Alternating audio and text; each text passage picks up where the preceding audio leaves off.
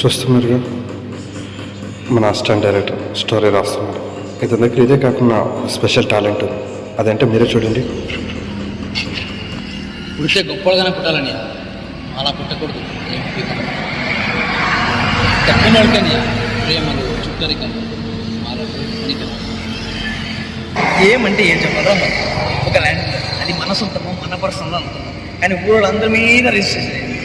అదేదో సెంటిమెంట్ ఓడిపోతున్నాం. పెడతా నోట్లో పెద్ద ముద్ద క్యారే సిట్టింగా వీరయ్య బిడ్డరా ఒక్కడనే వచ్చా. ఇల్లుంటే గుంపుగా రండ్రా.